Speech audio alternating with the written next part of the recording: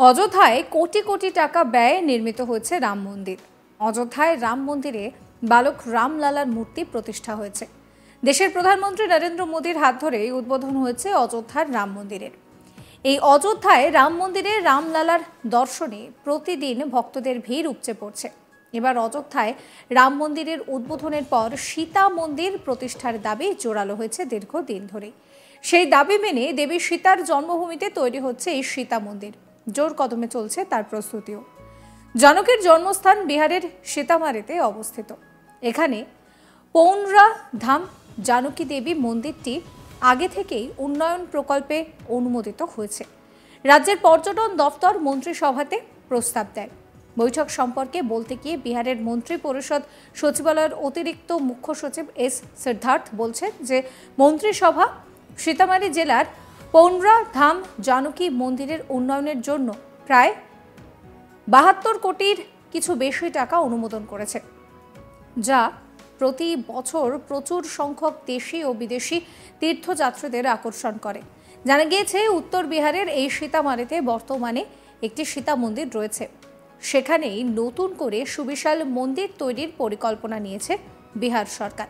ক্যাবিনেটে এই সিদ্ধান্ত পাশ হয়ে যাওয়ার পর তৎপরতা এখন তুঙ্গে। জানা গিয়েছে সীতামারিতে নতুন করে ৫০ একর জমি অধিগ্রহণ করে এই নতুন সীতা মন্দির তৈরির সিদ্ধান্ত হয়েছে। এই প্রকল্পের অধীনে নীতিশ সরকার সীতামারি জেলায় সীতা বাটিকা, লবকুশ বাটিকা তৈরি করবে। এছাড়া পরিক্রমা পথ নির্মাণ করবে। ডিসপ্লে কিয়স্ক, ক্যাফেটেরিয়া, শিশুদের খেলার জায়গাও থাকবে। মন্ত্রী পরিষদ সচিবের মতে এখানে আসার সমস্ত সড়ক সংযুক্ত করা হবে এবং তীর্থস্থানটিকে যত তাড়াতাড়ি সম্ভব উন্নত করা হবে। বর্তমানে মন্দিরের সংস্কারের জন্য আগে থেকেই বিহার সরকার সীতামারির এই নির্দিষ্ট অঞ্চলে প্রায় ১৬ একরের কিছু বেশি জমি অধিগ্রহণ করেছিল। নতুন মন্দিরের জন্য আরও ৫০ একর জমি অধিগ্রহণ করা হবে বলে জানা যাচ্ছে। জানা গিয়েছে পাবলিক ট্রাস্টের মাধ্যমেই মন্দির তৈরির জন্য অর্থ সংগ্রহ করা হবে। ঠিক যেমন অযোধ্যায় রাম মন্দিরের জন্য পাবলিক ট্রাস্টের মাধ্যমে অর্থ সংগ্রহ করা হয়েছিল, এক্ষেত্রেও সীতা মন্দির তৈরিতে সেই একই পথ অবলম্বন করা হবে। এই বিষয়ে বিহারের মুখ্য সচিব ডক্টর এস সিদ্ধার্থ বলছেন যে সরকার কখনো মন্দির নির্মাণ করতে পারে না, তবে একাধিক অংশ থেকে দাবি উঠেছে ওই এলাকায় একটি মন্দির গড়ে তোলা হোক।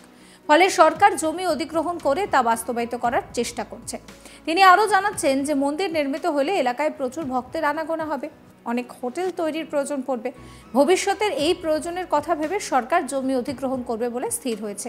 প্রসঙ্গত, রামায়ণের যে ১৫টি বিশেষ স্থানের উল্লেখ করা যায় তার মধ্যে সীতামারি অন্যতম।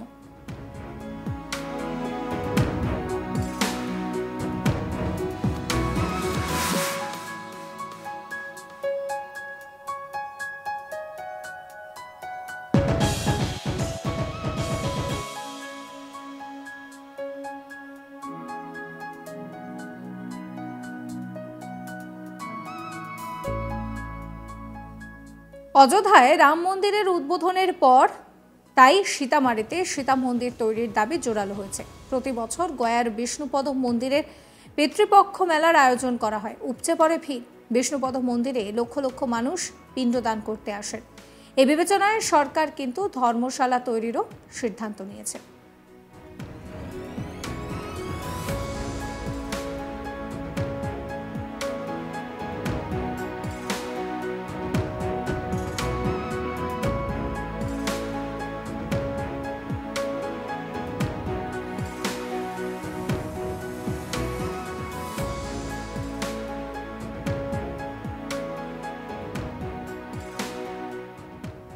অযোধ্যায় কোটি কোটি টাকা ব্যয় করে তৈরি হয়েছে রাম মন্দির।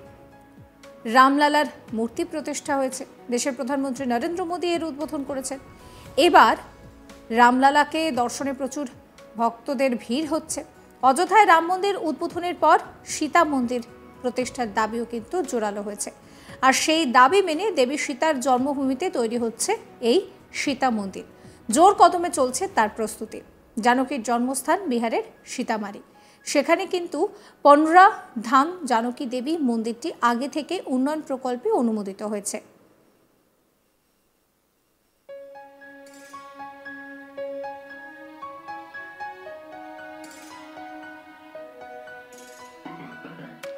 সাবস্ক্রাইব করবেন আজ তাক বাংলার ইউটিউব চ্যানেলকে।